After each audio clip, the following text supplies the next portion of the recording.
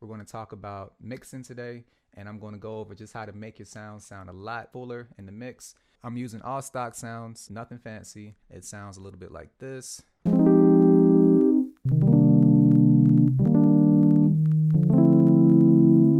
what I'm going to do with this is a simple processing chain. And then I'm going to do a separate chain with the same exact sounds. And I'm just going to mix it a little bit differently just to illustrate how this process works. Okay, so this is my mix chain. Now, I'm going to probably fast forward through the process of putting these effects down. But if you're interested in seeing exactly which knobs I turn and everything like that, be sure to leave a comment down below. Let me know that you want to see that. And in future videos, I'll be sure to add that in. But for the time being, I'm just going to quickly go over what I added. First, I'm going to just mute all of these effects one by one. And then I grouped everything together to show the changes. So this is the sound, just the raw sound by itself. First thing I did was add an EQ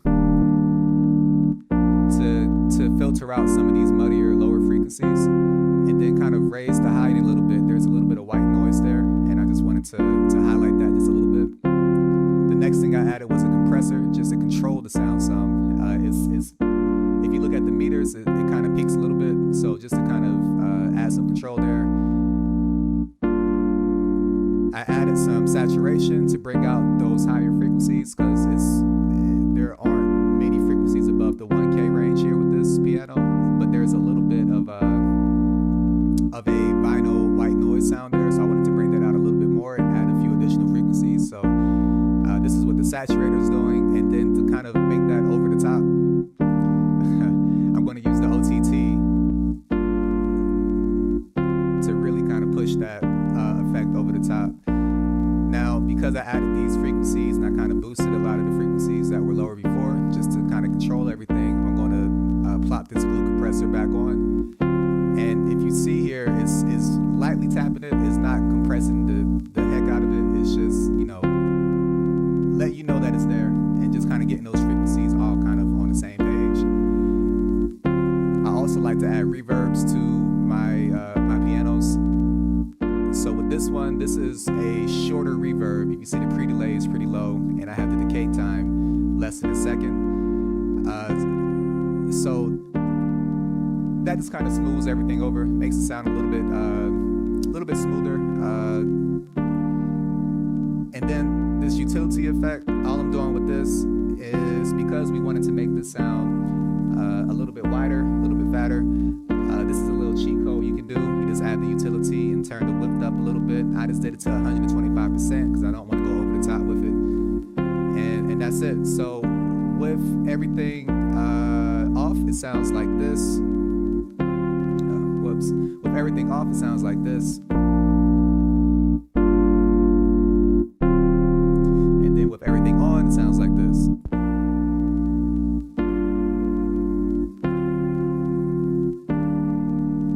Okay, so that is our processing chain for this first MIDI track here. And again, this is how you would normally mix a sound. And I'm going to show you a different way to mix it to make that sound a little bit fuller in the mix. So what we're going to do is we're going to just duplicate this track and we're going to ungroup everything. Okay, so I'm gonna mute everything except the EQ. Let's go through and let's see how we can get this to sound a little bit better.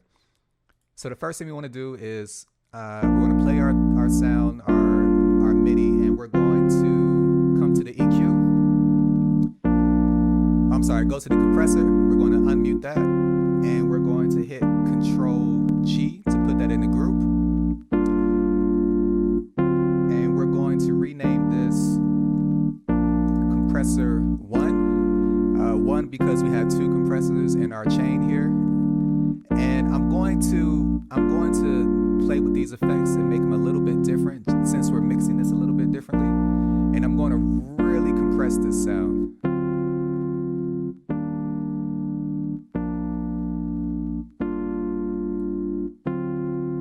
Just like that.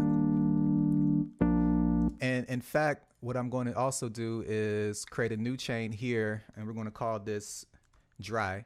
So what this dry chain is just the original sound plus the EQ, and that's all we're going to have here. And let's mute this. Well, let's solo the compressor for now, and we come back to this, and we're going to going to move this to the right.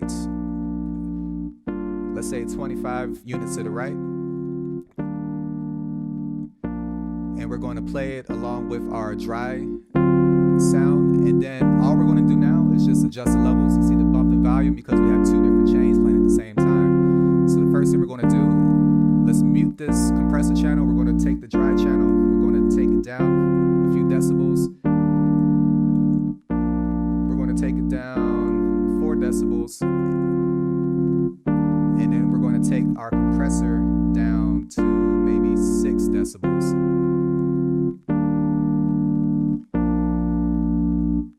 Now we're going to come to our second compressor.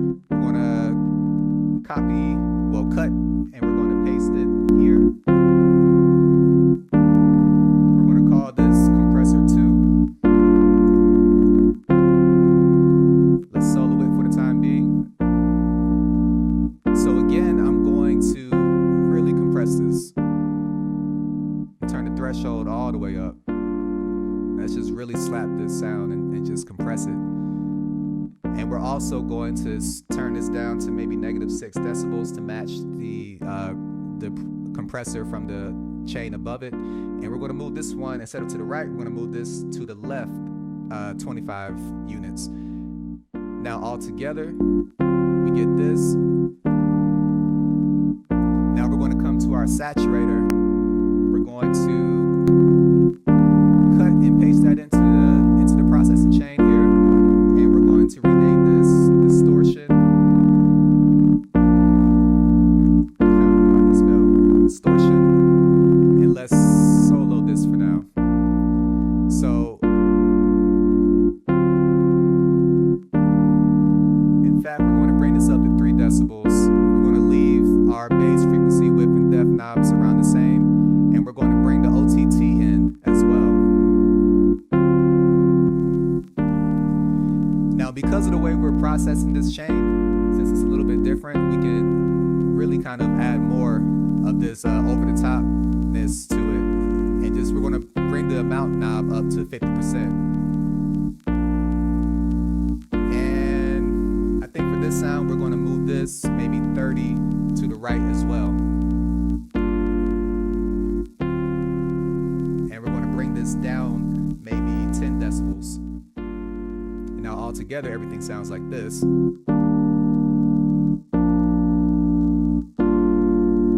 Now we're going to do the same thing with the reverb. We're going to cut and paste in here. We're going to rename this chain reverb.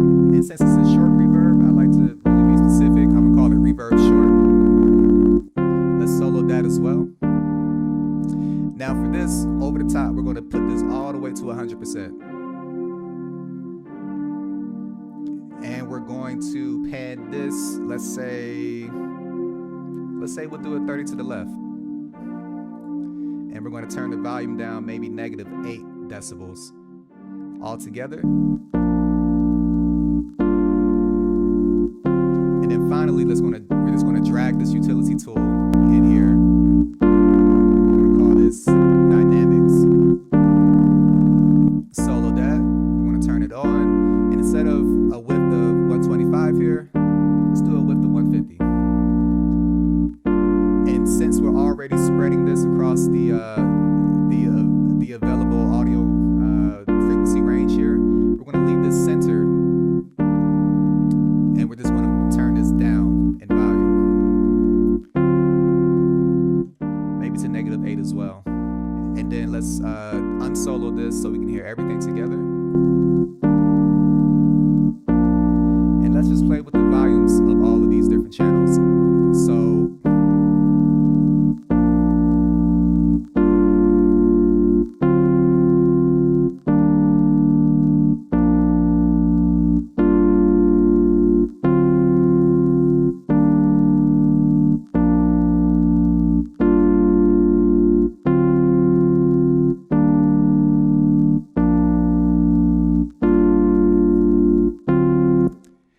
okay, and so what we just did is called parallel processing. So we're taking this audio output here, and we're just processing it through each of these different channels. Let's compare the way this sounds with the way we would normally mix a sound. So let's listen to this.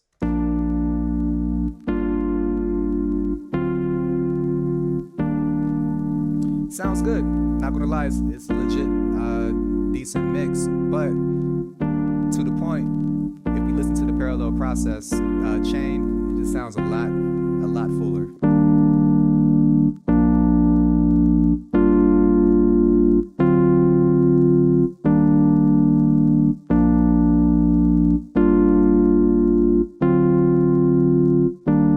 Yeah, so that's it. If you use this trick sparingly, I wouldn't use it too much in your project because depending on the type of sound you have, how many tracks you have, etc., it could really kill your CPU. But when used sparingly and on the right sounds, it could really make a difference in your mix. So if you found this video useful, please leave a like, a comment, subscribe, all that good stuff, and I'll catch y'all in the next one.